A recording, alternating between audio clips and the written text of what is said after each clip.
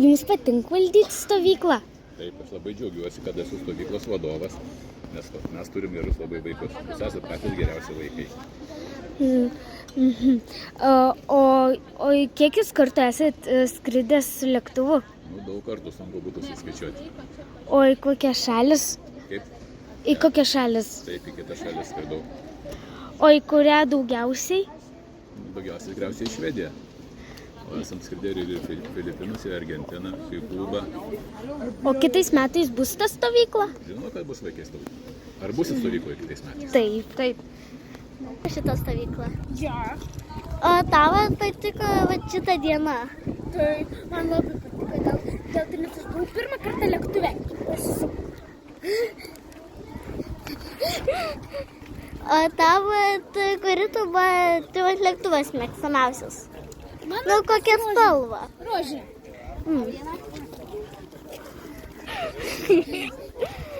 O tu matai, norėtum valdyti lėktuvą?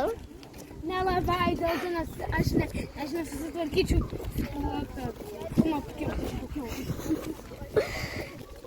O tavo, tai patiko, tavo, tu esi kažkur skridus? Ne, aš pirmą kartą buvau lėktuve.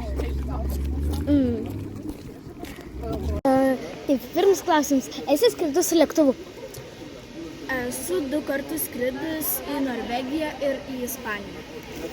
Tik 2, ane? O Norvegijai patiko? Nu, labai didelį kalnai man ten.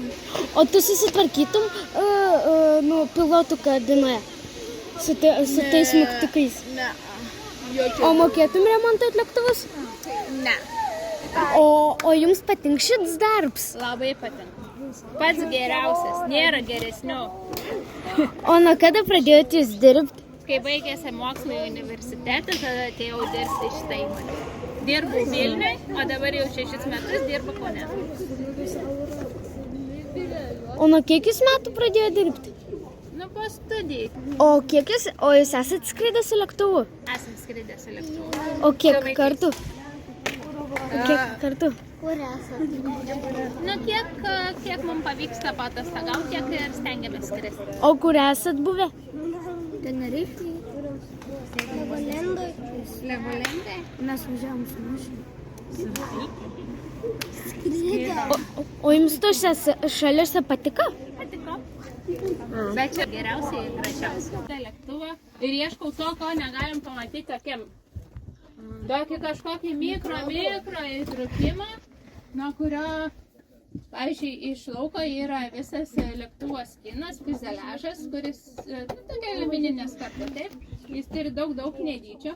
Mes patikrinam apie kiekvieną, su tokiu davikliuku galėsiu parodyti.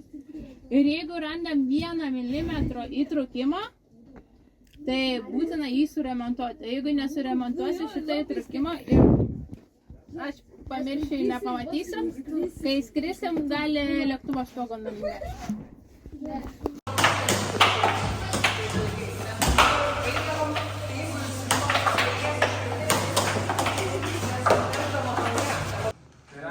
Pavyzdžiui, su šito, kai skraidau, pakylau taip pat 100-500 metrų, manęs niekas negirdė, aš visus matau, bet aš matau tiesiog bendrai visą vaizdą. Aš nematau, kiek žmonių tiksliai vaikšto ant žemės ir panašiai. Tai...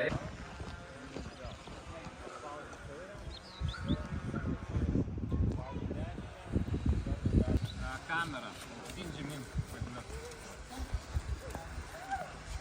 Širšės nugauda. Gerai. Pradžiai duodu tau pabandyti. Jeigu kažkas nesigauna, iš esmės tiesiog pasakyk, ką nori daryti ir tada